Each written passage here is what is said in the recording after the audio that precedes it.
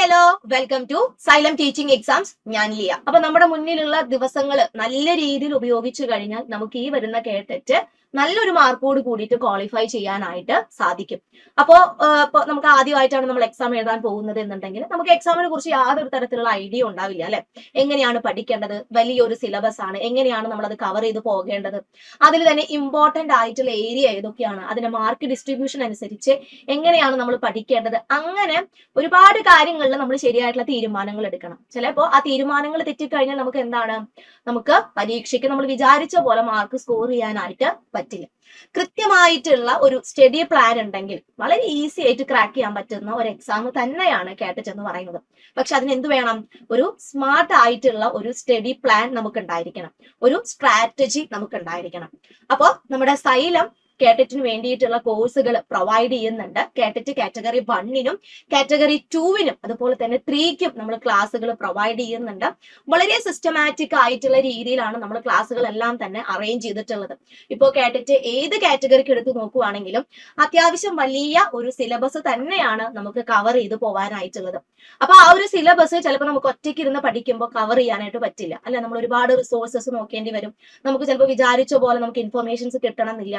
അപ്പൊ അതിനെല്ലാം ഒരു ഉത്തരമാണ് നമ്മുടെ കാറ്ററ്റ് കോഴ്സുകൾ എന്ന് പറയുന്നത്. അവിടെ സിലബസ് അനുസരിച്ചിട്ടുള്ള ക്ലാസ്സുകൾ നിങ്ങൾക്ക് ആപ്പിൽ നമ്മൾ പ്രൊവൈഡ് ചെയ്യുന്നുണ്ട്.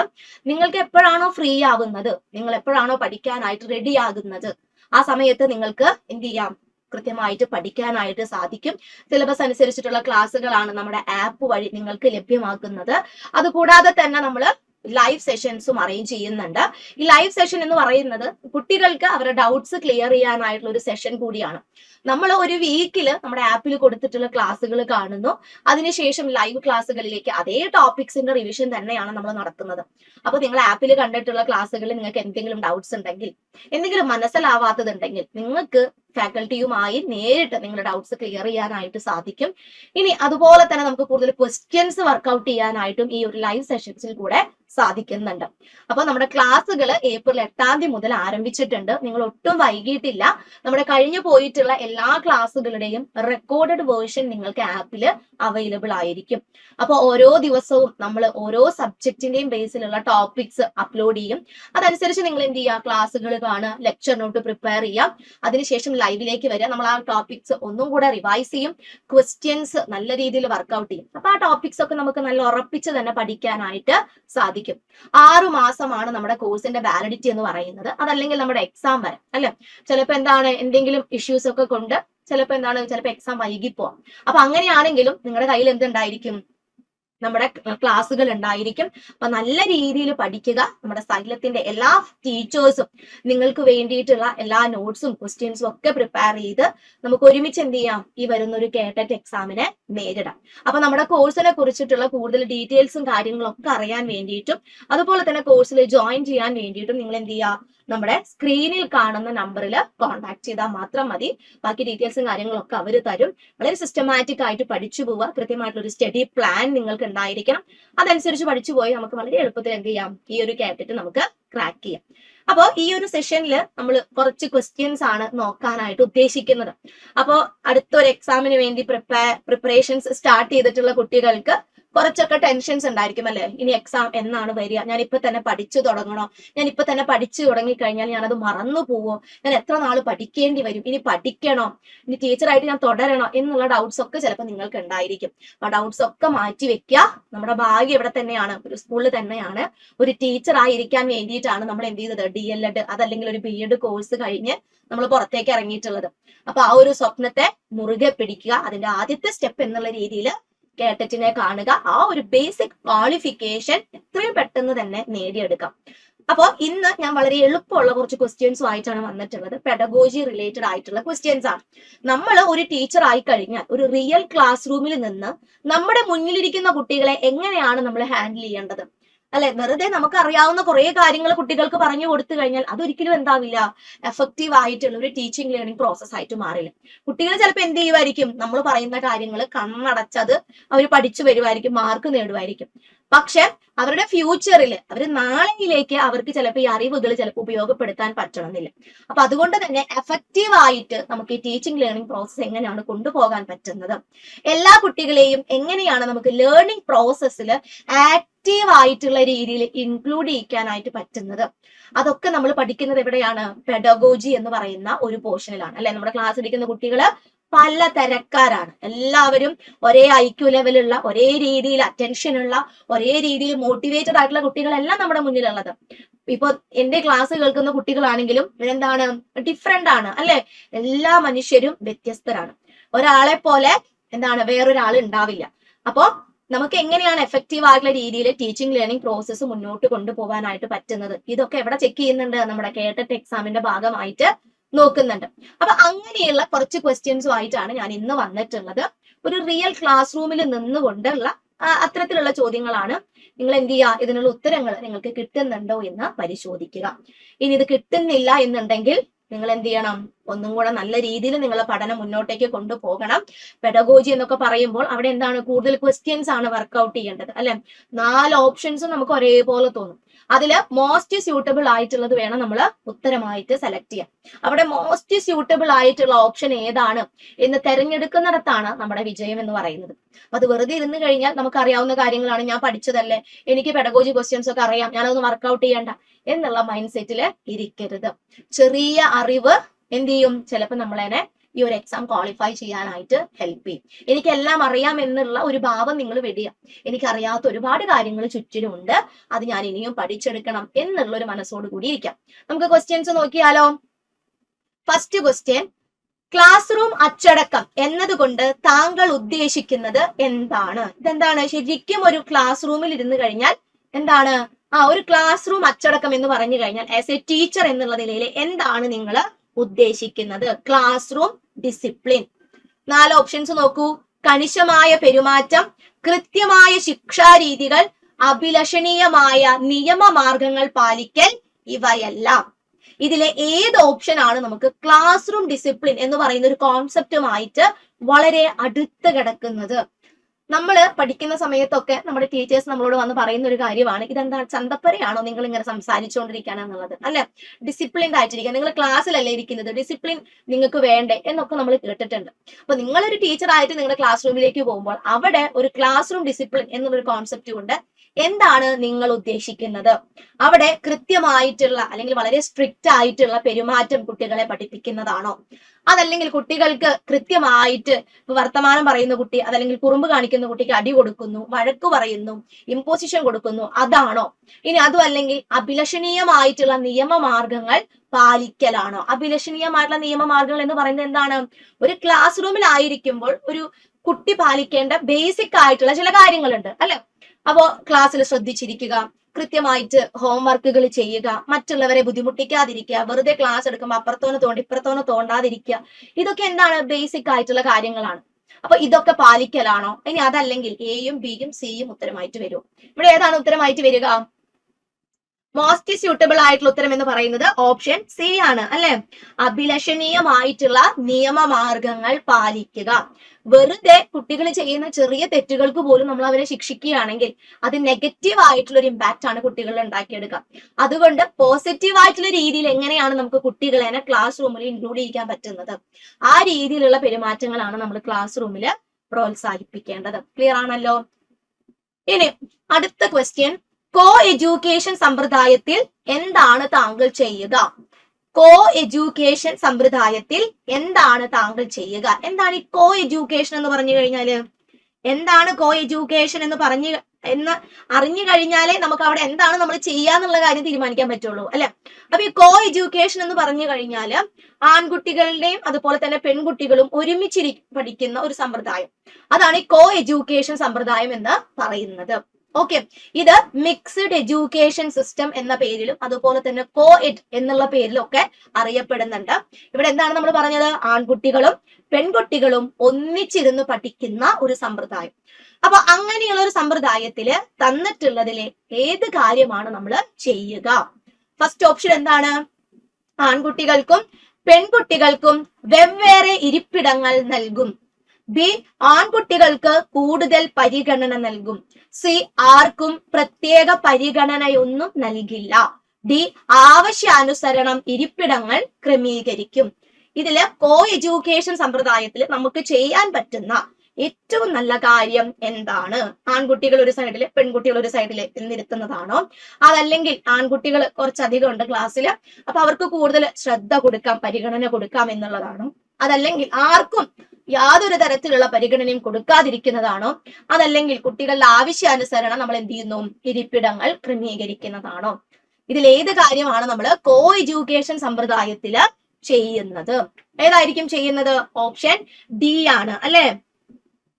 ആവശ്യാനുസരണം ഇരിപ്പിടങ്ങൾ ക്രമീകരിക്കും. അവിടെ ആൺകുട്ടി എന്നോ പെൺകുട്ടി എന്നോ യാതൊരു തരത്തിലുള്ള വ്യത്യാസവും ഉണ്ടായിരിക്കില്ല. ഈക്വൽ ഓപ്പർച്യൂണിറ്റീസ് ആണ് നമ്മൾ എവിടെ പ്രൊവൈഡ് ചെയ്യുന്നത്? കോ എഡ്യൂക്കേഷൻ സമ്പ്രദായത്തില് പ്രൊവൈഡ് ചെയ്യുന്നത്. ക്ലാസ്സിലെ മൈനോറിറ്റി പെൺകുട്ടികളാണ്, മെജോറിറ്റി ആൺകുട്ടികളാണ്. അതുകൊണ്ട് ആൺകുട്ടികളെ കൂടുതൽ ശ്രദ്ധിക്കാം. ഇനി അതല്ലെങ്കിൽ നേരെ തിരിച്ചുവാകാം അല്ലെ. അപ്പൊ അങ്ങനെയുള്ള യാതൊരു തരത്തിലുള്ള വ്യത്യാസങ്ങളും നമുക്ക് എവിടെ കാണാൻ പറ്റില്ല? കോ എഡ്യൂക്കേഷൻ സമ്പ്രദായത്തില് കാണാൻ പറ്റില്ല. ഇനി ആൺകുട്ടികള് പെൺകുട്ടികളോട് സംസാരിക്കാൻ പാടില്ല, പെൺകുട്ടികൾ ആൺകുട്ടികളോട് സംസാരിക്കാൻ പാടില്ല എന്നുള്ള രീതിയിലുള്ള കാര്യങ്ങളൊന്നും തന്നെ നമുക്ക് ഈ ഒരു സിസ്റ്റത്തിൽ കാണാൻ പറ്റില്ല. അവിടെ ഫ്രീ ആയിട്ടുള്ള ഇന്ററാക്ഷൻ, സോഷ്യലൈസേഷൻ, ഈക്വൽ ഓപ്പർച്യൂണിറ്റീസ്. ഇനി കുട്ടികൾക്ക് എവിടെ ഇരുന്ന് പഠിക്കാനാണോ താല്പര്യം, ഇപ്പൊ മുന്നിലിരുന്ന് പഠിക്കാൻ താല്പര്യമുള്ള കുട്ടികൾ ഉണ്ടായിരിക്കും, പിന്നിലിരുന്ന് പഠിക്കാൻ താല്പര്യമുള്ള കുട്ടികളായിരിക്കും. അപ്പൊ അങ്ങനെയൊക്കെ ആണെങ്കിലും അവിടെ എന്താണ്? എല്ലാവർക്കും ആണെന്നോ പെണ്ണെന്നോ വ്യത്യാസമില്ലാതെ ഈക്വൽ ആയിട്ടുള്ള അവസരങ്ങളാണ് അവിടെ പ്രൊവൈഡ് ചെയ്യുന്നത്. സോ കോ എഡ്യൂക്കേഷൻ സമ്പ്രദായത്തിൽ നമുക്ക് ചെയ്യാൻ പറ്റുന്ന കാര്യങ്ങൾ എന്താണ്? ആവശ്യാനുസരണം ഇരിപ്പിടങ്ങൾ ക്രമീകരിക്കുക എന്നുള്ളതാണ്. ഓക്കെ, ഹൈറ്റ് കുറഞ്ഞ കുട്ടികളെ നമുക്ക് വേണമെങ്കിൽ എന്ത് ചെയ്യാം? ഫ്രണ്ട് റോയിൽ ഇരുത്താം അല്ലെ. ഹൈറ്റ് കൂടിയ കുട്ടികളെ നമുക്ക് ഒരു സൈഡിലേക്ക് പുറകിലേക്ക് ഇരുത്താം. അപ്പൊ എന്താണോ ആ ഒരു ക്ലാസ് റൂം ഡിമാൻഡ് ചെയ്യുന്നത്, അവിടുത്തെ കുട്ടികൾ എന്താണോ ഡിമാൻഡ് ചെയ്യുന്നത്, അതിനനുസരിച്ച് എന്ത് ചെയ്യുക? ഇരിപ്പിടങ്ങള് ക്രമീകരിക്കുക. ഇനി അടുത്തൊരു ക്വസ്റ്റ്യൻ നോക്കൂ. നല്ല വായന കൊണ്ട് ലക്ഷ്യമിടുന്നത് എന്താണ്? നല്ല വായന. എപ്പോഴാണ് നമ്മുടെ വായനകള് നല്ല വായനകളായിട്ട് മാറുന്നത്? ഇപ്പൊ നമ്മുടെ ക്ലാസ് റൂമില് ടീച്ചേഴ്സ് ചെയ്യുന്ന ഒരു കാര്യമാണ്, ഒരു പ്രത്യേക പാഠഭാഗം കുട്ടികളോട് പറയുന്നു, എന്നിട്ട് പറയുന്നു ഒരു സൈഡിൽ നിന്ന് വായിച്ചു തുടങ്ങിക്കോളാൻ പറയുന്നു അല്ലെ. എന്നിട്ട് ഓരോ കുട്ടികളും ഓരോരോ ഭാഗങ്ങൾ വായിക്കുന്നു. അപ്പൊ ഇങ്ങനെ പല കുട്ടികളും പല രീതിയിലായിരിക്കും വായിക്കുന്നത്, അതിനെ മനസ്സിലാക്കുന്നതും പല രീതിയിലാണ്. അപ്പൊ ഇതിലെ നല്ല വായന എന്ന് പറഞ്ഞു കഴിഞ്ഞാൽ നമുക്ക് അവിടെ എന്താണ് മനസ്സിലാക്കാൻ പറ്റുന്നത്? ശരിയായിട്ടുള്ള ഉച്ചാരണമാണോ? ആശയഗ്രഹണ ശേഷി വികസനമാണോ? നൈപുണ്യ വികസനമാണോ? വൈകാരിക മണ്ഡല ശേഷി വികസനമാണോ? അപ്പൊ നല്ല വായന എന്ന് പറയുമ്പോൾ അവിടെ എന്താണ്? നമ്മൾ പറയും തെറ്റാതെ വായിക്കുന്ന, നല്ല രീതിയിൽ ഉച്ചരിക്കുന്ന കുട്ടികളുടേതാണ് നല്ല വായന. അങ്ങനെയാണോ? ഒരിക്കലും അങ്ങനെയല്ല നമ്മൾ മനസ്സിലാക്കേണ്ടത്. നല്ല വായന എന്ന് പറഞ്ഞു കഴിഞ്ഞാൽ അവിടെ എന്താണ്? ആശയഗ്രഹണ ശേഷി വികസനമാണ് നമ്മൾ ലക്ഷ്യമിടുന്നത്. നമ്മൾ നല്ല രീതിയിൽ വായിക്കുന്നു അല്ലെ, നമുക്കിപ്പോ എല്ലാ അക്ഷരങ്ങളും അറിയാം, അതെങ്ങനെയാണ് ഉച്ചരിക്കേണ്ടതെന്ന് അറിയാം. അതും പറഞ്ഞ് നമ്മുടെ വായനകൾ നല്ലതാവണമെന്നില്ല. നല്ല വായന എന്ന് പറയുമ്പോൾ ആ വായിക്കുന്ന കാര്യങ്ങളുടെ അർത്ഥം എന്താണെന്നും അല്ലെ, അതിന്റെ ആശയം എന്താണെന്ന് മനസ്സിലാക്കാൻ കഴിയുക എന്നുള്ളതാണ് നല്ല വായന കൊണ്ട് നമ്മൾ ഉദ്ദേശിക്കുന്നത്. കുട്ടികൾക്ക് എന്താണ്, ചിലപ്പോൾ നല്ല രീതിയിൽ ഇംഗ്ലീഷ് വായിക്കാനൊക്കെ പറ്റുന്നുണ്ടാവും, നിർത്തി നിർത്തി വായിക്കുന്നുണ്ടാവും, കോമയിട്ട് വായിക്കുന്നുണ്ടാവും, അതൊക്കെ അവർ ചെയ്യുന്നുണ്ടാവും. പക്ഷെ അവർ വായിക്കുന്ന കാര്യത്തിന്റെ ആശയം അവർക്ക് കിട്ടിയിട്ടില്ലെങ്കിൽ അതൊരിക്കലും നമുക്ക് നല്ല ഒരു റീഡിംഗ് ആയിട്ട് പറയാൻ പറ്റില്ല. നല്ലൊരു വായന ആകുമ്പോൾ അത് വായിച്ചതിന്റെ മീനിങ് ഇന്നതാണ്, ഒരു ഇന്നർ മീനിങ് ഉണ്ടായിരിക്കും അല്ലെ. വായനയ്ക്ക് അതല്ലെങ്കിൽ നമ്മുടെ വാക്കുകൾക്ക് എന്തുണ്ടായിരിക്കും? ഒരു ഇന്നർ മീനിങ് ഉണ്ടായിരിക്കും, ഒരു ഔട്ടർ മീനിങ് ഉണ്ടായിരിക്കും. ഇത് രണ്ടും മനസ്സിലാക്കി അത് ഇന്നതാണ് എന്നുള്ള രീതിയിലോട്ട് ഗ്രഹിക്കുമ്പോഴാണ് അത് നല്ല വായനയായിട്ട് മാറുന്നത്. അടുത്ത ചോദ്യം നോക്കൂ. താഴെ പറയുന്നവയിൽ വിദ്യാഭ്യാസ നേട്ടമല്ലാത്തത് ഏതാണ്? 4 ഓപ്ഷൻസിലെ ഏതാണ് വിദ്യാഭ്യാസ നേട്ടം അല്ലാത്തത്? വിദ്യാഭ്യാസ നേട്ടം അല്ലാത്തത് ഏതാണ്? അനുഭവങ്ങളാണോ? പരിശീലനങ്ങളാണോ? നൈപുണ്യങ്ങളാണോ? പാരമ്പര്യമാണോ? വിദ്യാഭ്യാസ നേട്ടം, വിദ്യാഭ്യാസം കൊണ്ട് നേടിയെടുക്കാൻ പറ്റാത്തത് അല്ലെങ്കിൽ വിദ്യാഭ്യാസത്തിന്റെ ഭാഗമല്ലാത്തത് ഏതായിരിക്കും? എക്സ്പീരിയൻസസ് ആണോ, ട്രെയിനിങ് ആണോ, അതല്ലെങ്കിൽ നമ്മുടെ സ്കിൽസ് ആണോ, ഹെറിഡിറ്റി ആണോ? ഇതിൽ ഏതാണ് വരുന്നത്? സിമ്പിൾ ആയിട്ടുള്ള ഒരു ക്വസ്റ്റ്യൻ ആണ് അല്ലേ, ഡയറക്റ്റ് ആയിട്ടുള്ള ഒരു ക്വസ്റ്റ്യൻ ആണ്. പക്ഷെ അവിടെ എന്താണ്, കുറച്ച് നമ്മുടെ ഒരു ലോജിക്കൽ സെൻസ് അവിടെ നമ്മൾ യൂസ് ചെയ്യണം. അവിടെ ഏതാണ് ഉത്തരമായിട്ട് വരുന്നത്? ഓപ്ഷൻ ഡി ആണ്, പാരമ്പര്യം. പാരമ്പര്യം അല്ലെങ്കിൽ ഹെറിഡിറ്റി എന്ന് പറയുന്നത് എന്താണ്? നമ്മൾ ജനിക്കുമ്പോ തന്നെ നമുക്ക് എന്ത് കിട്ടിയിട്ടുണ്ട്? നമ്മുടെ പാരന്റ്സിന്റെയോ നമ്മുടെ ഗ്രാൻഡ് പാരന്റ്സിന്റെയോ ചില പ്രത്യേകതകൾ നമുക്ക് കിട്ടിയിട്ടുണ്ട്. അപ്പൊ അതാണ് പാരമ്പര്യത്തിന്റെ കൂട്ടത്തില് വരുന്നത്. അതെന്താണ്? അത് സ്ഥിരമായിട്ടുള്ള ഒരു കാര്യമാണ് അല്ലെ, സ്റ്റാറ്റിക് ആയിട്ടുള്ള ഒരു കോൺസെപ്റ്റ് ആണ് ഈ ഹെറിഡിറ്റി എന്ന് പറയുന്നത്. നമ്മൾ ഓൾറെഡി ജനിക്കുമ്പോ തന്നെ നമുക്ക് കിട്ടിയിട്ടുള്ള ചില കഴിവുകളാണത്. അപ്പൊ അതൊരിക്കലും എന്തിന്റെ ഭാഗമായിട്ട് വരില്ല? വിദ്യാഭ്യാസത്തിന്റെ നേട്ടമായിട്ട് വരില്ല. നമുക്ക് ഉണ്ടാകുന്ന അനുഭവങ്ങള്, നമ്മൾ നേടിയെടുക്കുന്ന പരിശീലനങ്ങള്, നമ്മൾ നേടിയെടുക്കുന്ന നമ്മുടെ സ്കില്ലുകള്, ഇതൊക്കെ എന്തിന്റെ ഭാഗമാണ്? വിദ്യാഭ്യാസത്തിന്റെ ഭാഗമാണ്. വിദ്യാഭ്യാസം കൊണ്ട് അനുഭവങ്ങളിലെ മാറ്റങ്ങൾ ഉണ്ടാവാം, പരിശീലനങ്ങളിൽ മാറ്റങ്ങൾ ഉണ്ടാവാം, നൈപുണ്യങ്ങളില് മാറ്റങ്ങൾ ഉണ്ടാവാം. മാറ്റങ്ങൾ ഇല്ലാത്തത് എതിരെയാണ്? പാരമ്പര്യം. പാരമ്പര്യം എന്ന് പറയുന്നത് സ്റ്റാറ്റിക് കോൺസെപ്റ്റ് ആണ് എന്നുള്ള രീതിയിൽ ഓർത്തിരിക്കുക. ഓക്കെ, അടുത്ത ചോദ്യം കുറച്ച് ഒരു ആപ്ലിക്കേഷൻ ലെവൽ ക്വസ്റ്റ്യൻ ആണ്. ക്ലാസ്സിലെ ഒരു കുട്ടി എത്ര തന്നെ നിർബന്ധിച്ചിട്ടും മറുപടി പറയുകയോ സംസാരിക്കുകയോ ചെയ്യുന്നില്ലെങ്കിൽ ഏത് മാർഗമായിരിക്കും താങ്കൾ സ്വീകരിക്കുക? നമ്മളൊരു ക്ലാസ് റൂമിലേക്ക് പോവുകയാണ്, നമ്മളൊരു ടീച്ചറാണ്, നമ്മൾ പഠിപ്പിക്കുന്ന ക്ലാസ്സിൽ ഒരു കുട്ടി എന്ത് ചെയ്യുന്നില്ല, നമ്മൾ എത്രയൊക്കെ നിർബന്ധിച്ചിട്ടും നമ്മൾ ചോദിക്കുന്ന കാര്യങ്ങൾക്ക് മറുപടി പറയുന്നില്ല. അങ്ങനെയാണെങ്കിൽ ആ കുട്ടീനെ എങ്ങനെയാണ് നമ്മൾ ഡീൽ ചെയ്യേണ്ടത്? നോക്കൂ, ചർച്ചകൾ സംഘടിപ്പിക്കും. ബി, ക്ലാസ് റൂം പഠന പ്രവർത്തനങ്ങളിൽ ഏർപ്പെടാൻ എല്ലാ കുട്ടികളെയും പ്രേരിപ്പിക്കും. സി എന്താണ്? പഠന കേളികളും മറ്റു പഠന പ്രവർത്തനങ്ങളും സംഘടിപ്പിക്കുന്നത് വഴി അവനിൽ സംസാര സന്നദ്ധത വളർത്തിയെടുക്കും. ഡി, നന്നായി മറുപടി നൽകുന്നവർക്ക് കൂടുതൽ മാർക്ക് നൽകും. ഇവിടെ ക്ലാസ്സിൽ സംസാരിക്കാത്ത ഒരു കുട്ടി, നമ്മൾ കുറെയൊക്കെ അവനെ പറഞ്ഞു നോക്കി, ഒന്നും ചെയ്യാൻ പറ്റുന്നില്ല, അവൻ സംസാരിക്കുന്നില്ല. അങ്ങനെയാണെങ്കിൽ താഴെ തന്നിട്ടുള്ളതിൽ ഏത് മാർഗമാണ് നമുക്ക് സ്വീകരിക്കാൻ പറ്റുക? ചർച്ചകൾ സംഘടിപ്പിച്ചു കഴിഞ്ഞാൽ അവൻ സംസാരിക്കുമോ? അതല്ലെങ്കിൽ പഠന പ്രവർത്തനങ്ങളിൽ ഏർപ്പെടാനായിട്ട് നമ്മൾ എല്ലാ കുട്ടികളെയും പ്രേരിപ്പിക്കുമ്പോഴാണോ? ഇനി അതല്ലെങ്കിൽ കുട്ടിക്ക് എന്താണ്, ചില പഠന പ്രവർത്തനങ്ങളും പഠന കേളികളും നമ്മൾ സംഘടിപ്പിക്കുന്നത് വഴി അവന്റെ സംസാര സന്നദ്ധത വളർത്തിയെടുക്കാൻ നോക്കുമ്പോഴാണോ? അതല്ലെങ്കിൽ നല്ല രീതിയിൽ റെസ്പോണ്ട് ചെയ്യുന്നവർക്ക് നല്ല മാർക്ക് കൊടുക്കുക. അപ്പൊ അത് കാണുമ്പോൾ ചിലപ്പോൾ കുട്ടികൾ എന്ത് ചെയ്യും? സംസാരിക്കുമോ? ഇതിൽ ഏതാണ് നല്ല കാര്യം? അതല്ലെങ്കിൽ നമുക്ക് സ്വീകരിക്കാൻ പറ്റുന്നത് ഇതിലേത് മാർഗമാണ്? ഏത് മാർഗമാണ്? ചർച്ചകൾ സംഘടിപ്പിച്ചു കഴിഞ്ഞാൽ അവിടെ എന്താണ്, സംസാരിക്കുന്നവർ മാത്രമേ സംസാരിച്ചുകൊണ്ടിരിക്കുള്ളൂ അല്ലെ, സംസാരിക്കാത്തവർ എന്ത് ചെയ്യും? ഒരു മൂലയില് മാറിയിരിക്കും. അപ്പൊ അങ്ങനെയുള്ള സാഹചര്യത്തിൽ നമുക്ക് ചെയ്യാൻ പറ്റുന്ന ഒരു കാര്യം എന്ന് പറയുന്നത് പഠന കേളികളും മറ്റു പ്രവർത്തനങ്ങളും സംഘടിപ്പിക്കുന്നത് വഴി അവനിൽ സംസാര സന്നദ്ധത വളർത്തിയെടുക്കും. അപ്പൊ ഇതിലെ 4 ഓപ്ഷനും കാണുമ്പോൾ ചിലപ്പോൾ നമുക്ക് എന്താണ്, ഇത് ചെയ്തു കഴിഞ്ഞാൽ ശരിയാവില്ലേ എന്ന് തോന്നിപ്പോ. അതുകൊണ്ടാണ് പറയുന്നത് പെഡഗോജി ക്വസ്റ്റ്യൻസ് നിങ്ങൾ കാണുമ്പോൾ മോസ്റ്റ് സ്യൂട്ടബിൾ ആയിട്ടുള്ളത്. ഓക്കെ, അപ്പൊ വലിയ രീതിയിൽ നിങ്ങൾ കലുഷിതമായിട്ടൊന്നും ചിന്തിക്കേണ്ട, ഒരു നോർമൽ ലെവലിൽ നിന്നിട്ട് നിങ്ങൾ ചിന്തിച്ചു നോക്കാം. അപ്പൊ നമുക്ക് ഉത്തരങ്ങൾ കിട്ടും. ഇനി അടുത്ത ക്വസ്റ്റ്യൻ, പഠന പ്രക്രിയയിൽ മോട്ടിവേഷൻ കൊണ്ടുണ്ടാകാവുന്നത്. മോട്ടിവേഷൻ എന്ന് പറയുന്ന ഒരു കാര്യം കൊണ്ട് എന്തൊക്കെ മാറ്റങ്ങളാണ് പഠന പ്രക്രിയയിൽ ഉണ്ടാകാവുന്നത്? ഏതൊക്കെയാണ്? കുട്ടികളുടെ ശ്രദ്ധയും സ്മൃതിയും വർദ്ധിക്കുന്നു. ബി, പാഠഭാഗങ്ങളെ മുന്നറിവുമായി ബന്ധപ്പെടുത്തുന്നു. സി, പഠിതാക്കളെ ശരിയായ ദിശയിൽ ചിന്തിപ്പിക്കുന്നു. ഡി, ഇവയെല്ലാം. ഇതിലെ ഏതൊക്കെ കാര്യങ്ങളാണ് മോട്ടിവേഷൻ കൊണ്ട് ഉണ്ടാകാൻ സാധ്യതയുള്ളത്? കുട്ടികൾ എന്താണ്, നല്ല രീതിയിൽ മോട്ടിവേറ്റഡ് ആയിട്ടിരിക്കുന്നത് അല്ലെ, നല്ല രീതിയിൽ എനിക്ക് പഠിക്കണം, ചുറ്റുപാട് നടക്കുന്ന കാര്യങ്ങളെ കുറിച്ച് അറിയണം എന്നുള്ളൊരു ത്വര കൊണ്ടാണ് കുട്ടികൾ ഇരിക്കുന്നതെങ്കിൽ സ്വാഭാവികമായിട്ടും അവരെന്ത് ചെയ്യും? അധ്യാപകർ പറയുന്ന കാര്യങ്ങള് ശ്രദ്ധിച്ചിരിക്കും. നല്ല രീതിയിൽ കാര്യങ്ങൾ ശ്രദ്ധിച്ചു കഴിഞ്ഞാൽ സ്വാഭാവികമായിട്ടും എന്താണ്, നല്ല രീതിയിൽ ആ കാര്യങ്ങൾ അവർക്ക് ഓർത്തെടുക്കാനായിട്ട് സാധിക്കും. അപ്പൊ അതെന്താണ്? എ ശരിയാണ് അല്ലെ, മോട്ടിവേഷൻ കൊണ്ട് ഉണ്ടാകാൻ സാധ്യതയുള്ള ഒരു കാര്യമാണത്. ബി എന്താണ് പറയുന്നത്? പാഠഭാഗങ്ങളെ മുന്നറിവുമായി ബന്ധപ്പെടുത്തുന്നു അല്ലെ. നമ്മള് നല്ല ഇൻട്രസ്റ്റഡ് ആയിട്ടിരിക്കുന്നു, ഇപ്പൊ ടീച്ചർ പറയുന്ന ഒരു കാര്യത്തെ കുറിച്ച് ചിലപ്പോൾ നമുക്ക് എന്താണ്, നമ്മൾ മുന്നേ അതുമായി ബന്ധപ്പെട്ട എന്തെങ്കിലും കാര്യങ്ങൾ നമ്മൾ കേട്ടിട്ടുണ്ടെങ്കിൽ കണ്ടിട്ടുണ്ടെങ്കിൽ നമ്മൾ എന്ത് പറയും? ടീച്ചറെ അതിങ്ങനെയല്ലേ വരിക, നമ്മൾ മുന്നേ പഠിച്ചപ്പോ ഇത് പറഞ്ഞിട്ടുണ്ടായിരുന്നില്ലേ എന്നുള്ള രീതിയിലോട്ട് അവരെന്ത് ചെയ്യും? ആ കാര്യത്തെ മുന്നറിവുമായിട്ട് ബന്ധപ്പെടുത്താനായിട്ട് നോക്കും. അപ്പൊ അതും സംഭവിക്കാൻ സാധ്യതയുള്ള ഒരു കാര്യമാണ്. സി എന്താണ്? പഠിതാക്കളെ ശരിയായ ദിശയിൽ ചിന്തിപ്പിക്കുന്നു. അല്ലെ? നല്ല രീതിയിൽ എനിക്ക് പഠിക്കാൻ ആഗ്രഹമുണ്ട്, എനിക്ക് ആ കാര്യത്തെ കുറിച്ച് അറിയാൻ ആഗ്രഹമുണ്ടെങ്കിൽ അവരുടെ ചിന്ത എങ്ങനെയായിരിക്കും? ശരിയായ ദിശയിൽ ആയിരിക്കും. അപ്പൊ ഉത്തരമായിട്ട് നമുക്ക് എടുക്കാൻ പറ്റുന്നത് എന്താണ്? ഓപ്ഷൻ ഡി ആണ്. എയും ബിയും സിയും ഉത്തരമായിട്ട് വരും. ഇനി 7ാമത്തെ ക്വസ്റ്റ്യൻ നോക്കൂ. Inclusive education for disabled children എന്ന പദ്ധതി കൊണ്ട് ഉദ്ദേശിക്കുന്നത് എന്താണ്?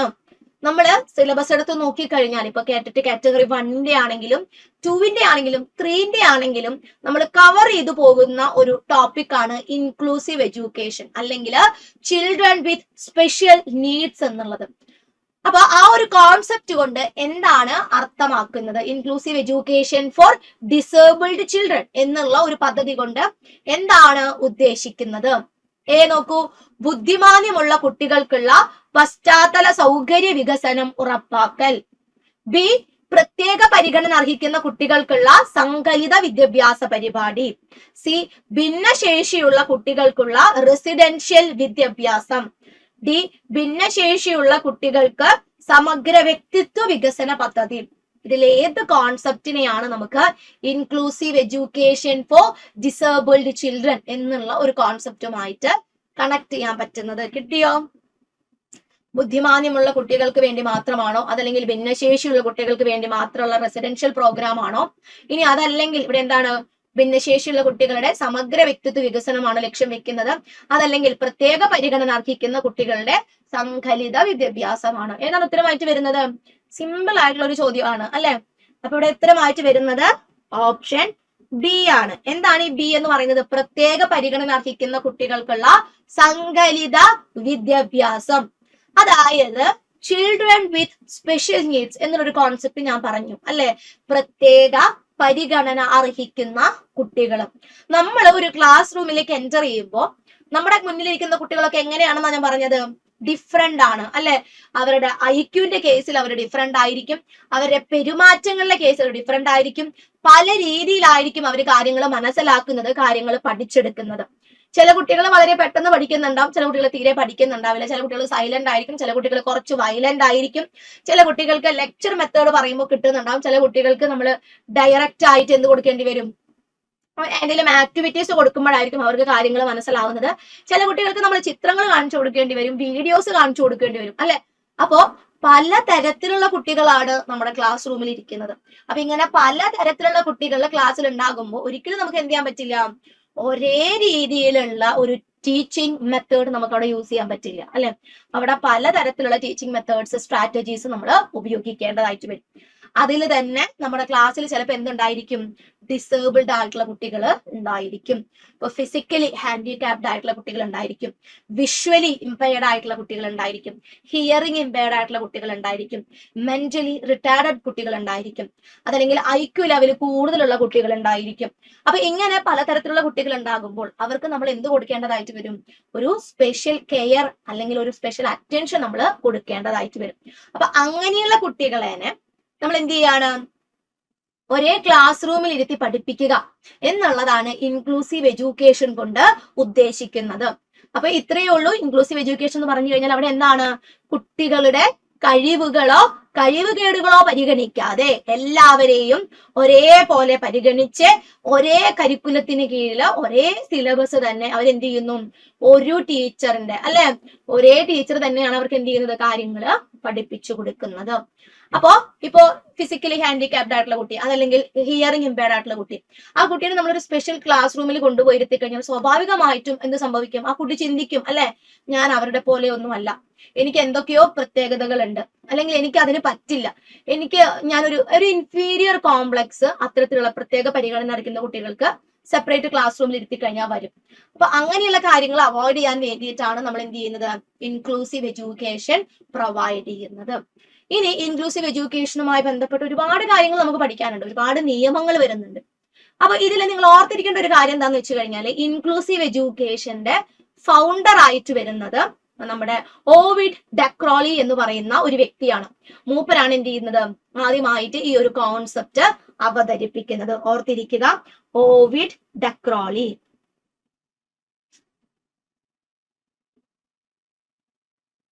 ഇൻക്ലൂസീവ് എഡ്യൂക്കേഷന്റെ ഫൗണ്ടർ ആണ് കേട്ടോ അദ്ദേഹം.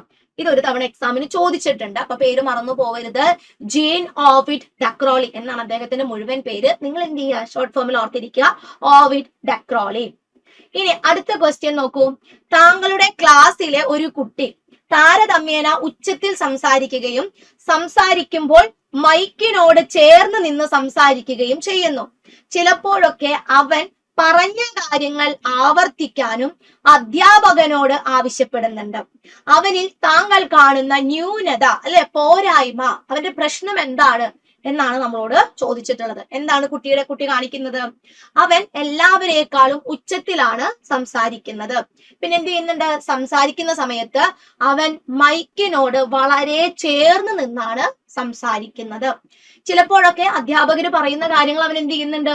വീണ്ടും വീണ്ടും പറയാനായിട്ട് ആവശ്യപ്പെടുന്നുണ്ട്. അപ്പൊ അവന്റെ പ്രശ്നം എന്തായിരിക്കും?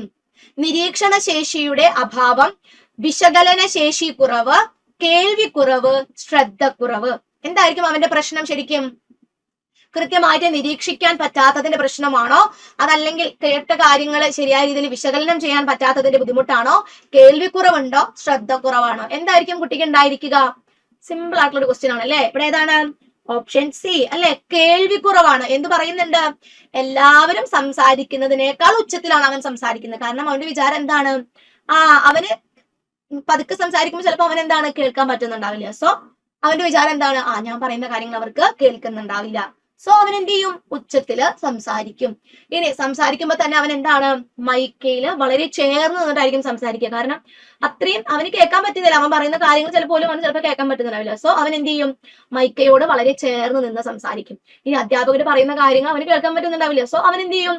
ടീച്ചറെ ഒന്നും കൂടെ പറഞ്ഞു തരുമോ, ഇപ്പൊ എന്താ പറഞ്ഞത് എന്നുള്ള രീതിയിലോട്ട് അവൻ സംസാരിക്കും. അപ്പൊ കുട്ടിയുടെ പ്രശ്നം എന്താണ്? കേൾവിക്കുറവാണ്. ഓക്കെ, അടുത്ത ക്വസ്റ്റ്യൻ. അന്തർദൃഷ്ടി പഠനത്തിനായി കൊഹ്ലർ ഉപയോഗിച്ച ചിമ്പാൻസിയുടെ പേര്. വളരെ സിമ്പിൾ ആയിട്ടൊരു ക്വസ്റ്റ്യൻ അല്ലെ. സൈക്കോളജിയിൽ വളരെ ഡയറക്റ്റ് ആയിട്ട് ചോദിച്ചിട്ടുള്ള ഒരു ക്വസ്റ്റ്യൻ ആണിത്. ഇവിടെ എന്താണ് അന്തർദൃഷ്ടി പഠനം? Insight learning. നമ്മള് ജസ്റ്റാൾട്ട് സൈക്കോളജിയുമായി ബന്ധപ്പെട്ട് കാണുന്ന ഒരു കാര്യമാണ് അന്തർദൃഷ്ടി പഠനം അല്ലെങ്കിൽ ഇൻസൈറ്റ് ലേണിംഗ് എന്ന് പറയുന്നത്. കാരണം ജസ്റ്റാൾട്ട് സ്കൂൾ ഓഫ് തോട്ട് എന്താണ് പറയുന്നത്? ഒരു കാര്യത്തെ കുറിച്ച് നമ്മൾ പഠിക്കുമ്പോൾ എന്ത് ചെയ്യണം? അതിനെ മുഴുവനായിട്ടുള്ള രീതിയിൽ അല്ലെ, സമഗ്രമായ രീതിയിൽ വേണം നമ്മൾ അനലൈസ് ചെയ്യാനായിട്ട്. അപ്പൊ അങ്ങനെ സമഗ്രമായിട്ടുള്ള രീതിയിൽ വിശകലനം ചെയ്യുമ്പോഴേ നമുക്ക് എന്ത് ചെയ്യാൻ പറ്റുള്ളൂ? ആ ഒരു കാര്യത്തെ കുറിച്ച് കൃത്യമായിട്ടുള്ള ഒരു ധാരണ ഉണ്ടാവുള്ളൂ അല്ലെ, പെർസെപ്ഷൻ ഉണ്ടാവുള്ളൂ. അപ്പൊ അവിടെ നമ്മൾ കാണുന്ന ഒരാളാണ് ഈ കൊഹ്ലറും അദ്ദേഹത്തിന്റെ പരീക്ഷണം അല്ലെ. ചിമ്പാൻസിയിലാണ് കൊഹ്ലർ പരീക്ഷണം നടത്തുന്നത്. അത് നമുക്കറിയാം. ഇവിടെ ചോദിച്ചിട്ടുള്ളത് എന്താണ്? ചിമ്പാൻസിയുടെ പേരാണ്. കൈസർ, സുൽത്താൻ, സ്റ്റെല്ല, കുള്ളർ. ഇവിടെ കൊഹ്ലർ ഉപയോഗിച്ച ചിമ്പാൻസിയുടെ പേരെന്താണ് മക്കളെ? സുൽത്താൻ അല്ലെ. നമ്മള് പഠിക്കുമ്പോ തന്നെ എന്താണ് പറഞ്ഞു പഠിക്കുന്നത്? കൊഹ്ലർ സമർത്ഥനായിട്ടുള്ള സുൽത്താൻ എന്ന ചിമ്പാൻസിയിൽ പരീക്ഷണം നടത്തി അല്ലെ. അങ്ങനെ പറയുമ്പോ കൊഹ്ലറിനെയും കിട്ടി, സുൽത്താൻ എന്ന പേരും കിട്ടി, ചിമ്പാൻസിനെയും കിട്ടി. അപ്പൊ നിങ്ങളാണെങ്കിലും പഠിക്കുമ്പോ എന്ത് ചെയ്യുക? ഇതിങ്ങനെ തന്നെ പഠിച്ചിരിക്കുക. കൊഹ്ലർ എന്ത് ചെയ്തു? സമർത്ഥനായിട്ടുള്ള സുൽത്താൻ എന്ന ചിമ്പാൻസിയിൽ പരീക്ഷണം നടത്തി. പാവം ചിമ്പാൻസി, വിശന്നിരിക്കുന്ന ചിമ്പാൻസിയിലാണ് പരീക്ഷണം നടത്തുന്നത് കൊഹ്ലർ അല്ലെ. ആദ്യം എന്ത് ചെയ്തു? കൂടിന് പുറത്ത് പഴം വെച്ചു, പിന്നീട് കൂടിന് മുകളിൽ പഴം വെച്ചു. അങ്ങനെ രണ്ട് രീതിയിലൊക്കെയാണ് മൂപ്പര് പരീക്ഷണം നടത്തിയിട്ടുണ്ടായിരുന്നത്. അപ്പോ കൊഹ്ലർ അതല്ലെങ്കിൽ നമ്മുടെ സുൽത്താനെ എങ്ങനെയാണോ ബോധോദയം ഉണ്ടായത്, എങ്ങനെയാണോ അവന് ആ ഉൾക്കാഴ്ച ലഭിച്ചത്, എങ്ങനെയാണ് ആ പ്രശ്നത്തിന് പരിഹാരം നേടാനായിട്ട് അവന് പറ്റിയത്, അതേ ഒരു സാഹചര്യം തന്നെയാണ് നമ്മൾ ക്ലാസ് റൂമിലും ഒരുക്കി കൊടുക്കേണ്ടത്. ഒരു കാര്യത്തെ കുറിച്ച് നമ്മൾ മുഴുവനായിട്ട് നോക്കുമ്പോഴേ നമുക്ക് ആ പ്രശ്നത്തെ കുറിച്ച് മനസ്സിലാക്കാൻ പറ്റുള്ളൂ അല്ലെ. ഇപ്പൊ നമ്മളാണെങ്കിലും നമ്മുടെ അയൽവക്കക്കാരെ കുറിച്ച് നമുക്ക് ചിലപ്പോൾ മുഴുവനായിട്ട് അറിയുന്നുണ്ടാവില്ല. ഒന്നോ രണ്ടോ കാര്യങ്ങൾ അറിയുന്നുണ്ടാവുള്ളൂ. ആ കാര്യങ്ങൾ വെച്ച് നമ്മുടെ അയൽവക്കക്കാർ കൊള്ളില്ല, അവര് സ്നേഹമല്ലാത്തവരാണ്, മിണ്ടാത്തവരാണ് എന്നുള്ള രീതിയിൽ നമ്മൾ പറയുമ്പോൾ അത് തെറ്റായിട്ടുള്ള വിശകലനമാണ്. അപ്പൊ നമ്മുടെ അയൽവക്കക്കാരെ കുറിച്ച് നമ്മൾ മുഴുവനായിട്ടുള്ള രീതിയിൽ മനസ്സിലാക്കുമ്പോഴേ അവരെ കുറിച്ച് ശരിയായിട്ടുള്ള ഒരു ഐഡിയ നമുക്ക് ഉണ്ടാവുള്ളൂ. ഇപ്പൊ കുറ്റം പറയുന്ന ആൾക്കാരാണെങ്കിലും ഏഷ്ണി പറയുന്ന ആൾക്കാരാണെങ്കിലും അവരെന്താണ്, കുറച്ചൊക്കെ കിട്ടിയിട്ടുണ്ടാവുള്ളൂ, അതിന്റെ ബേസിലാണ് ഈ കുറ്റം പറഞ്ഞ് നടക്കാം. അപ്പൊ അതേ ഒരു രീതിയിൽ തന്നെ നിങ്ങൾ എന്ത് ചെയ്യാം? നമ്മുടെ സമഗ്രതാവാദം എന്താണ് പറയുന്നത്, അതിന് തമ്മിൽ കണക്ട് ചെയ്യിക്കുക. ഓക്കെ, അപ്പൊ നമുക്കറിയാം സമഗ്രതാവാദത്തിന്റെ പിതാവായിട്ട് വരുന്നത് മാക്സ് വെർത്തിമർ ആണ്. പക്ഷെ സമഗ്രതാവാദവുമായി ബന്ധപ്പെട്ട് വരുന്ന പരീക്ഷണങ്ങളൊക്കെ നടത്തിയിട്ടുള്ളത് നമ്മുടെ കൊഹ്ലർ ആണ്. അദ്ദേഹത്തിന്റെ പരീക്ഷണവും അതിനോടനുബന്ധിച്ച് നമുക്ക് പഠിക്കാനായിട്ടുള്ള സമഗ്രതാ നിയമങ്ങളൊക്കെ വളരെ വളരെ വളരെ ഇമ്പോർട്ടന്റ് ആണ്. വളരെ കൃത്യമായിട്ട് എക്സാമിന് ചോദ്യം വരുന്ന ഒരു ഏരിയ കൂടിയാണിത്. ഇനി അടുത്ത ക്വസ്റ്റ്യൻ നോക്കൂ. രക്ഷാകർതൃ വിദ്യാഭ്യാസത്തിന്റെ പ്രധാന ലക്ഷ്യം. രക്ഷാകർതൃ വിദ്യാഭ്യാസത്തിന്റെ പ്രധാന ലക്ഷ്യം എന്താണ്? ഈ 4 ഓപ്ഷൻ വായിക്കുമ്പോൾ നമുക്ക് 4 ഉത്തരമായിട്ട് തോന്നും. അതുകൊണ്ട് നിങ്ങൾ എന്ത് ചെയ്യണം, നല്ല രീതിയിൽ വായിച്ചിട്ട് മോസ്റ്റ് സ്യൂട്ടബിൾ ആയിട്ടുള്ളത് ഏതായിരിക്കും എന്നുള്ള രീതിയിൽ ഉത്തരം പറയാനായിട്ട് നോക്കാം. അധ്യാപക വിദ്യാർത്ഥി ബന്ധം സുദൃഢമാക്കുക, വിദ്യാലയ വികസനത്തിൽ രക്ഷാകർത്താക്കളുടെ സഹകരണം ഉറപ്പാക്കുക, ഭിന്നശേഷിയുള്ള കുട്ടികളുടെ സമഗ്ര വികസനത്തിനായി അവരുടെ രക്ഷിതാക്കൾക്ക് ആത്മഫലം നൽകുക. ഡി എന്താണ്? വിദ്യാഭ്യാസം ഗുണമേന്മയുള്ളതും കാര്യക്ഷമതയുള്ളതാക്കി മാറ്റിയെടുക്കാൻ രക്ഷാകർത്താക്കളുടെ സഹായം ഉറപ്പുവരുത്തുക. ഇതിലേത് കോൺസെപ്റ്റ് അതല്ലെങ്കിൽ ഇതിലേതാണ് നമുക്ക് രക്ഷാകർതൃ വിദ്യാഭ്യാസത്തിന്റെ ഒരു പ്രധാന ലക്ഷ്യമായിട്ട് പറയാൻ സാധിക്കുന്നത്? ഏതായിരിക്കും രക്ഷാകർതൃ വിദ്യാഭ്യാസം? എന്താണ്? മാതാപിതാക്കളെയും കൂടെ നമ്മൾ വിദ്യാഭ്യാസത്തിൽ ഉൾപ്പെടുത്തുന്നത്. അത് ഏത് കേസിലാണ് നമുക്ക് വളരെ ഇമ്പോർട്ടന്റ് ആയിട്ട് തോന്നുന്നത്? ഏത് കേസിലായിരിക്കും? സാധാരണ കുട്ടികളെ പഠിപ്പിക്കുമ്പോഴാണോ, അതല്ലെങ്കിൽ നമ്മൾ സ്പെഷ്യൽ ആയിട്ടുള്ള അറ്റൻഷൻ കൊടുക്കേണ്ട കുട്ടികളെ പഠിപ്പിക്കുമ്പോഴാണോ നമുക്ക് അധ്യാപകരുടെ അതല്ലെങ്കിൽ മാതാപിതാക്കളുടെ സഹകരണം കൂടി അത്യാവശ്യമായി വരുന്നത്? ആരുടെ കേസിലായിരിക്കും?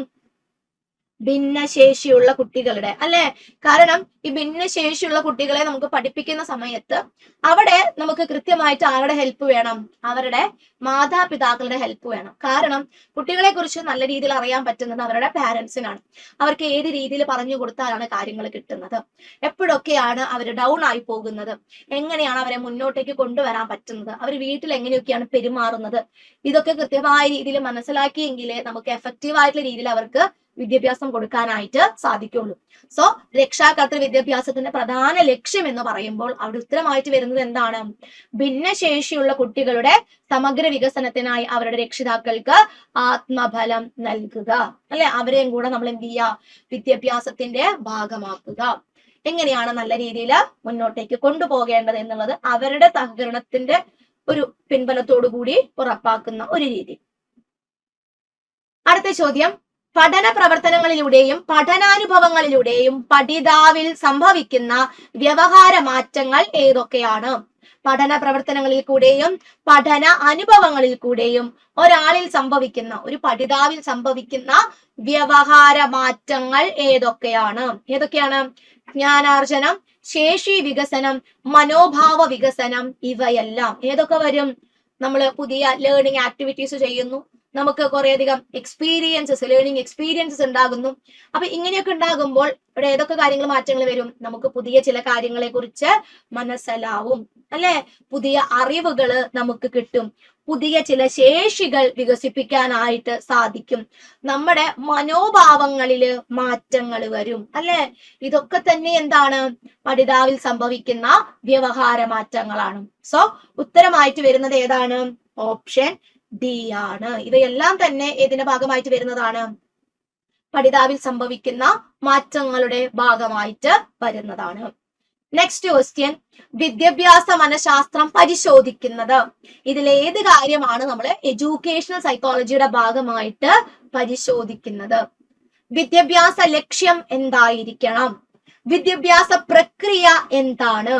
വിദ്യാഭ്യാസ മാതൃകകളും രീതികളും എന്തായിരിക്കണം? ഡി ഇതൊന്നുമല്ല. അപ്പൊ എഡ്യൂക്കേഷണൽ സൈക്കോളജി, അല്ലെ? എഡ്യൂക്കേഷണൽ സൈക്കോളജി ഒരു ടീച്ചർ ആയിട്ട് നമ്മൾ ക്ലാസ് റൂമിലേക്ക് പോകുമ്പോൾ ബേസിക് ആയിട്ട് നമ്മൾ അറിയേണ്ട ചില കാര്യങ്ങളാണ് എഡ്യൂക്കേഷൻ സൈക്കോളജിയുടെ ഭാഗമായിട്ട് നമ്മൾ മനസ്സിലാക്കുന്നത്. ചൈൽഡ് സൈക്കോളജിയും നമുക്ക് എവിടെ കാണാൻ പറ്റും? എഡ്യൂക്കേഷണൽ സൈക്കോളജിയിൽ കാണാനായിട്ട് പറ്റും, അല്ലെ? കുട്ടികളുടെ പെരുമാറ്റങ്ങൾ, അവരെങ്ങനെയൊക്കെയാണ് ബിഹേവ് ചെയ്യുന്നത്, അവരെ ബിഹേവിയറിനെ ഇൻഫ്ലുവൻസ് ചെയ്യുന്ന ഫാക്ടേഴ്സ് ഏതൊക്കെയാണ്, എങ്ങനെയാണ് എഫക്റ്റീവ് ആയിട്ടുള്ള രീതിയിൽ നമ്മൾ ക്ലാസ് റൂം മുന്നോട്ടേക്ക് കൊണ്ടുപോകേണ്ടത്, കുട്ടികളെ എങ്ങനെയാണ് ഡീൽ ചെയ്യേണ്ടത്, ഇങ്ങനെയുള്ള കാര്യങ്ങളൊക്കെ നമ്മൾ പഠിക്കുന്നത് ഇതിന്റെ ഭാഗമായിട്ടാണ്, എഡ്യൂക്കേഷണൽ സൈക്കോളജിയുടെ ഭാഗമായിട്ടാണ്.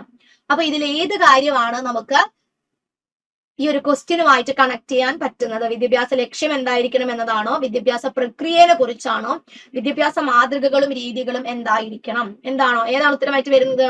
ഓപ്ഷൻ ബി ആണ് അല്ലെ, വിദ്യാഭ്യാസ പ്രക്രിയ. വിദ്യാഭ്യാസ പ്രക്രിയ എന്ന് പറയുമ്പോൾ അവിടെ ഏതൊക്കെ വന്നു?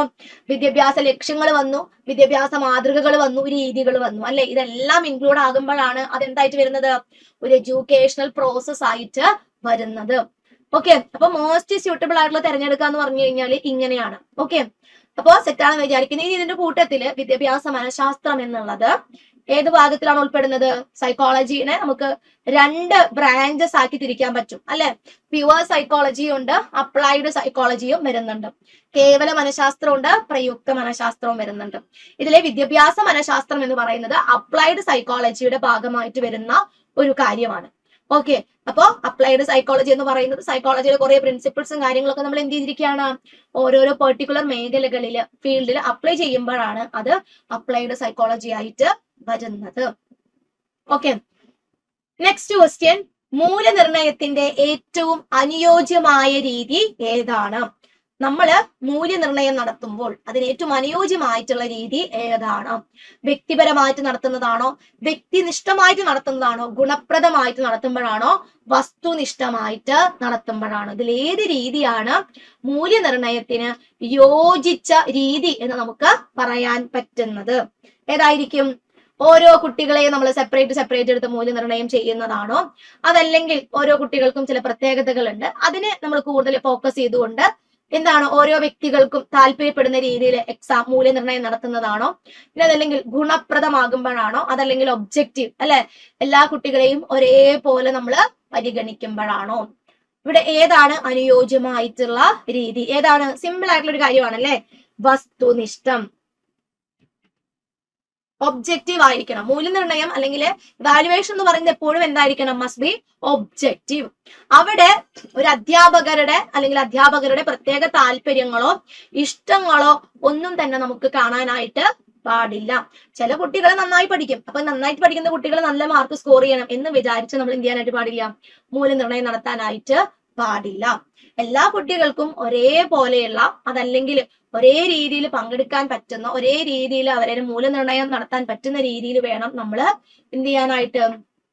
ടെസ്റ്റുകൾ നടത്താനായിട്ട്. സോ ഒബ്ജക്റ്റീവ് ആയിരിക്കണം, ഒബ്ജക്റ്റിവിറ്റി ഉണ്ടായിരിക്കണം. അപ്പോഴാണ് മൂല്യനിർണയം എന്താവുന്നത്? അനുയോജ്യമായിട്ടുള്ള രീതിയിൽ നമുക്ക് നടത്താൻ പറ്റുന്നത്. അടുത്ത ക്വസ്റ്റ്യൻ നോക്കൂ, ഏത് തരം പുനഃസ്മരണ രീതി വളർത്തിയെടുക്കാനാണ് അധ്യാപകൻ എന്ന നിലയിൽ താങ്കൾ ശ്രമിക്കാതിരിക്കുക? ഇതിൽ ഏത് തരത്തിലുള്ള മെമ്മറിയാണ് നമ്മൾ പ്രോത്സാഹിപ്പിക്കാതിരിക്കേണ്ടത്? Rote memory, logical memory, active memory, associative memory. ഇവിടെ ഏത് മെമ്മറിയാണ് നമ്മൾ പ്രോത്സാഹിപ്പിക്കാൻ പാടില്ലാത്തത്? സിമ്പിൾ ആയിട്ടുള്ള ഒരു ക്വസ്റ്റ്യൻ ആണ് അല്ലെ. ഏതാണ് പ്രോത്സാഹിപ്പിക്കാൻ പാടില്ലാത്തത്? റോട്ട് മെമ്മറിയാണ്. റോട്ട് മെമ്മറി എന്ന് പറഞ്ഞു കഴിഞ്ഞാൽ എന്താണ്? കാണാപ്പാഠം പഠിച്ചു വെച്ച് ഓർത്തിരിക്കുന്നില്ലേ, അത്. ആ പഠിക്കുന്ന കാര്യങ്ങളുടെ മീനിങ് എന്താണെന്നോ, അത് ഏത് ക്വസ്റ്റ്യന്റെ ഉത്തരമായിട്ട് വരുന്നതാണെന്നോ, അതിന്റെ ശരിയായിട്ടുള്ള കാര്യങ്ങളൊന്നും തന്നെ നമ്മൾ അറിയാതെ ചില കാര്യങ്ങൾ നമ്മൾ എന്ത് ചെയ്യും? ടെക്സ്റ്റ് ബുക്കിൽ പറയുന്ന പോലെ തന്നെ വായിച്ച് പഠിച്ച് മെമ്മറിയുടെ ഭാഗമായിട്ട് വെക്കും. പക്ഷെ ആ ഭാഗത്തു നിന്ന് ഒരു അപ്ലിക്കേഷൻ ലെവൽ ക്വസ്റ്റ്യൻ വന്നു കഴിഞ്ഞാൽ നമുക്ക് ചിലപ്പോൾ എന്ത് ചെയ്യാൻ പറ്റില്ല? ഉത്തരം എഴുതാൻ പറ്റില്ല. കാരണം എന്താ? അതിന്റെ മീനിങ് നമുക്കറിയില്ല. അപ്പൊ അത്തരത്തിലുള്ള മെമ്മറിയാണ് നമ്മൾ എന്ത് ചെയ്യേണ്ടത്? ക്ലാസ് റൂമില് പ്രോത്സാഹിപ്പിക്കാൻ പാടില്ലാത്തത്. Logical memory, active memory, associative memory, ഇതൊക്കെ തന്നെ നമുക്ക് എന്ത് ചെയ്യാം? ക്ലാസ് റൂമില് പ്രോത്സാഹിപ്പിക്കാം. കൃത്യമായിട്ട് പഠിക്കുന്ന കാര്യങ്ങളുടെ മീനിങ് മനസ്സിലാക്കി അതിന്റെ ആശയം എന്താണെന്ന് മനസ്സിലാക്കി പഠിക്കുമ്പോഴാണ് നമുക്ക് എന്ത് ചെയ്യാൻ പറ്റുന്നത്? നല്ല രീതിയിലുള്ള ഒരു ലോങ് ടേം മെമ്മറി ആയിട്ട് അത് മാറുന്നത്. ലാസ്റ്റ് ക്വസ്റ്റ്യൻ ആണ്, കുട്ടികളിൽ ഗ്രഹണം, ശ്രദ്ധ, ഭാവന, ജിജ്ഞാസ തുടങ്ങിയ ഗുണങ്ങൾ വികസിപ്പിക്കാനായി താങ്കൾ സ്വീകരിക്കുന്ന മാർഗം ഏതാണ്? കുട്ടികളില് ശ്രദ്ധ, ഗ്രഹണം, ഭാവന, ജിജ്ഞാസ.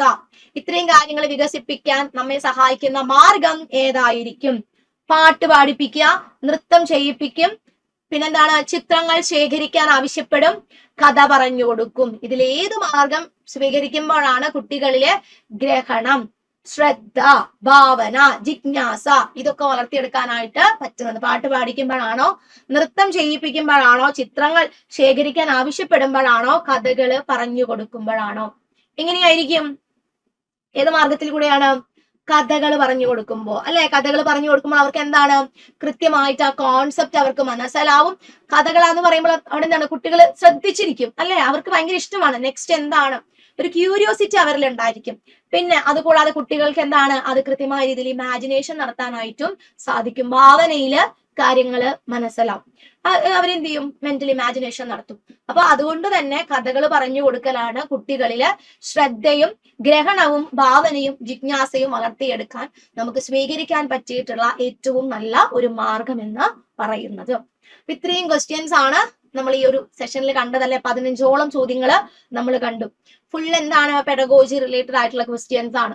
അപ്പൊ പെഡഗോജി ക്വസ്റ്റ്യൻസ് എന്ന് പറയുന്നത് 15 മാർക്കോളം നമുക്ക് സ്കോർ ചെയ്യാൻ പറ്റുന്ന ഒരു ഏരിയ ആണ് ഈ പെഡഗോജി എന്ന് പറയുന്നത്.